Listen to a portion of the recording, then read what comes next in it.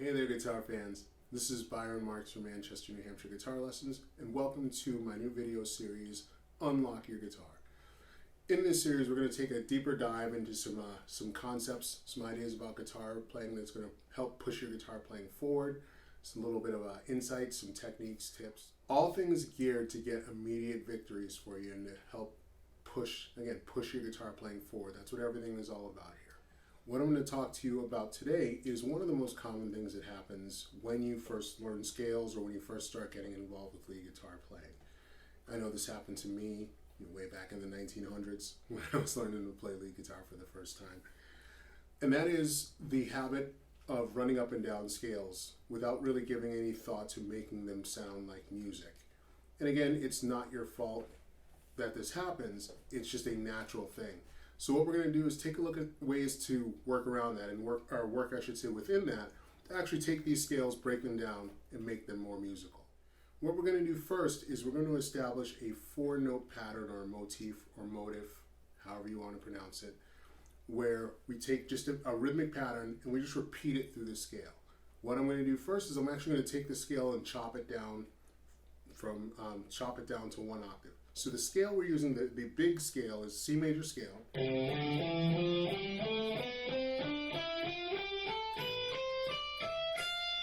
Our 3-note per scale Ionian mode. We're going to take that, we're going to cut it down to 1 octave. So we're going to start here, 10th fret on the D string on C. And we're just going to go up 1 octave to the next C on the B string at the 13th fret. So that scale again, or that pattern, that shape.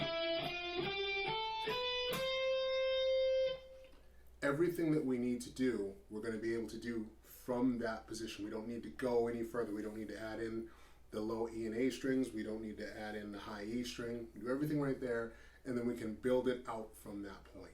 Our rhythm here is going to be this. So if we're doing it, and it's just going to be one measure, right? So just a 1 measure, 4-note rhythm. So if our tempo is this, so it's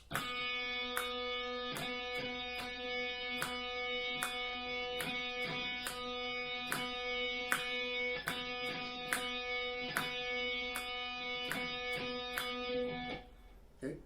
So to count that out, we have 1, 2, 3, and 4. 1, 2, 3, and 4. Or if you want to write it out, it's 1/2 note, 2/8 notes on beat 3, and a 1/4 note on beat 4. That's going to be our motif here, and everything that we do is going to be based off of that. So let's start, again, we're going to use just 4 notes. So let's start, we'll start on the note C, why not? So we got 1, 2, 3, and 4, 1, 2, 3, and 4, 1, 2, 3, and 4, 1, 2, 3, and 4, 1, 2, 3, and 4. Just some examples off the top of my head here. So the idea is to take that octave position and start doing that same thing. Follow that same exact rhythm, right? So it's 1, 2, 3, and 4, 1, 3, and 4, 1, 3, and 4. When you're done watching this video, pick up your guitar and get right to work with that. Don't worry about playing over backing tracks or anything like that. Just come up with some ideas, then take those and apply them over backing tracks. And just do them one at a time. The idea here is you just want to get yourself first, you want to get familiar with the rhythm. You want to get that almost automatic on autopilot. So you can just simply go through this portion of the scale, and then as you get more comfortable, expand that and go out through other parts of the scale and keep that same rhythm going. See how many ideas you can come up with, and you'll come up with a lot. You don't have to do them on consecutive strings. You could do, string skipping. I know here we're only using 3 strings as our example, but string skipping could still work. So 1, 2, 3, and 4. 1, 2, 3, and 4. 1, 2, 3, and 4. 1, 2, 3, and 4. So we have lots of possible combinations here. Again, the important thing is just to make sure that you're keeping in rhythm and using just the notes provided here. Again, once you get more comfortable with that expand that out to cover the whole scale. But don't just automatically go and start playing with backing tracks if you're unsure of the rhythm or the rhythmic pattern and the motif here. Get that down first, use your metronome to help lock in that timing, and then once you have it down and you can do it without using a metronome, when you can do it with just using a backing track and using that as your guide, as your metronome, then go back and start doing that. But the bigger idea, the bigger picture here is to start with one simple idea, and that will be that rhythm, and building it out. The great thing about this is it doesn't matter if you've been playing guitar for 3 years, 2 years, a year, 10 years, 30 years. This is stuff that you can still use forever and ever, really. The idea is to get new ideas, get fresh ideas, is to take things you already know and change the way that you're using them. Now we're changing the rhythm. The rhythm could be virtually anything, but let's start with this rhythm and again, expand it out. When you get comfortable with that, come up with another rhythmic idea. And again, keep it really, really short and simple.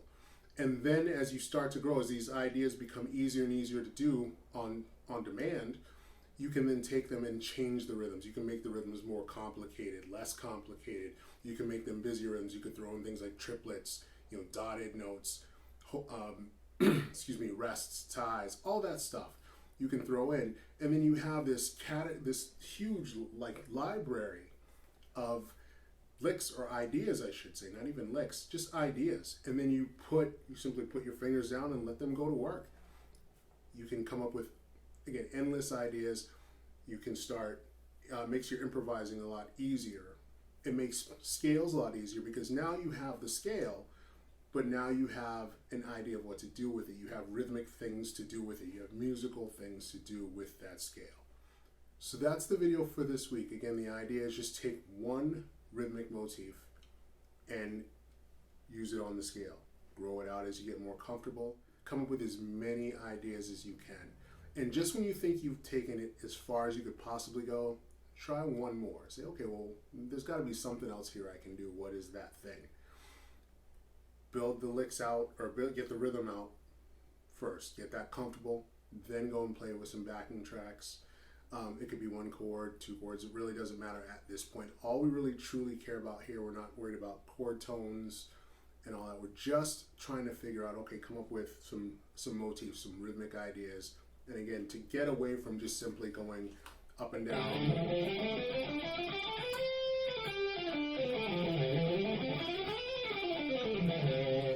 Burning up and down scales. We don't want to do that all the time. Sometimes that's cool, but in very, very limited capacity. What we're after here is just truly melodic, rhythmic guitar playing, things that sound really cool, really awesome, memorable stuff, short phrases, and that have a definite rhythm and things you can repeat over and over again. All right, grab your guitar, let's get to work. Happy practicing, and I'll see you next week.